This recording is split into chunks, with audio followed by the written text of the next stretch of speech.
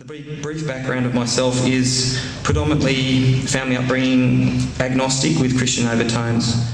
Agnostic in the sense that God was indirectly referred to, but really seen as being too far or too distant or unknowable to you or in your life. And really the Christian overtones were simply coming from school education with scripture lessons or family gatherings at weddings or funerals in churches. This is when I started to work at a school at Greystanes. It was an intensive English centre for students first coming into the country, refugees. And it was their exposure to Australia and the Australian education system. And I found these Muslim students to be very different from the limited exposure at that point in time that I'd had to other students teaching them. They were polite, they were well-mannered, eager to learn. They didn't see school as an imposition, they were keen. The older boys, particularly the older Afghani boys, they seemed to take a bit of an interest in me and were asking me lots of questions about, what did I believe? Was I a Christian, a non-believer, this, that, always questioning me. And so I just thought, out of curiosity, I thought, okay, I'll see what this Islam is, just for my own knowledge, nothing more than this. So I borrowed a copy of the Quran from one of the brothers. And I was surprised with what I read. I suppose I didn't really have any ideas in my mind because I'd never really investigated Islam before. But the thing that I remember sticking out to me was the names of the prophets. These were something familiar, very familiar to me. And what I found out to be later, the core tenet about one God only. This is who you turn to, this is who you ask, this is who provides. This was very rational, very sensible, very accessible for me.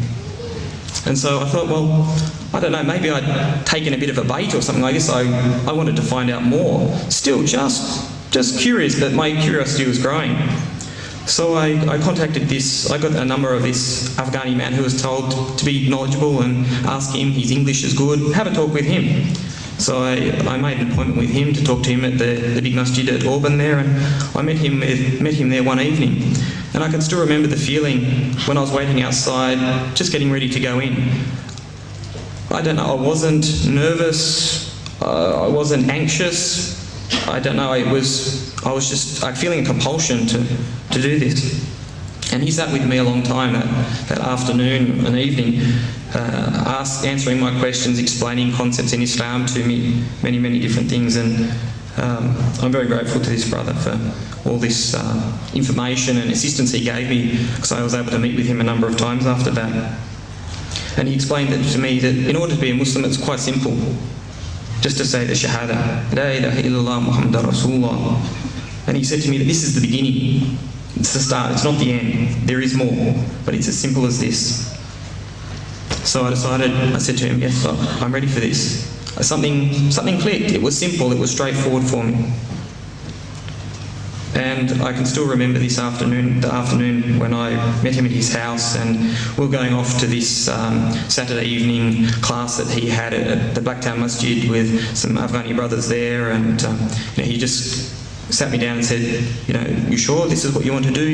You understand everything here? So that he wanted to make sure that I was under no misapprehensions whatsoever. I said to him, yeah, I'm sure. And a funny thing happened on the way. He was going to pick up another elder of the community. And I had hardly time to walk through the door of this elder's house when I was rained with these sweets and chocolates, and he's kissing me and grabbing me and hugging me, and I had no idea who this old man was. And it sort of scared me initially, and I really didn't have the nerve to ask probably until about 2 or 3 years later, what was this? What was it that hit me, these lollies and the hugs and the kisses and whatnot? And I got told, no, don't worry, this is just something from our Afghan culture. They're very, very happy and pleased that you've done something big and great. But at the time, I couldn't understand what he was saying. It was a big shock. And when we got to the masjid, once again, it was all very simple, very straightforward. Recite the Shahada publicly in front of Muslims. This is it, you're a Muslim. I haven't had much opportunity to meet many other reverts, but I think one of the more interesting ones I think I have met was this Vietnamese brother one evening at the masjid. He was just sitting there, very quiet, very unassuming. I started to talk with him, and he told me that he was previously a professional kickboxer. And I thought, well, okay, this is I'll just be very, very nice to you and talk very politely. And he seemed so quiet, and I wouldn't have ever guessed this from him. And we saw the same thing, how did you come to Islam? How did you come to Islam? This, that. And he was telling me that before, when he wasn't a Muslim, he was in his big major professional bout he was in. And after the bout he finished and he lost, and it was this Afghani brother he'd fought, another professional kickboxer. And he was commenting to him, how his skill was and his endurance in the fight and this, that. And the brother said to him simply, "It's not me, it's just something from Allah." And this really, apparently, it's just shocked him, because I think the impression he had before was most other fighters really said, it's all me, it's all my skill, it's all this. And apparently that's what led him to investigate further. But in conclusion, to any of the guests, if we have any, or if you can advise your non-Muslim friends that if they're really interested in Islam, don't judge Islam by the Muslims. Look and investigate Islam. Keep your mind and your heart open. Keep it sincere.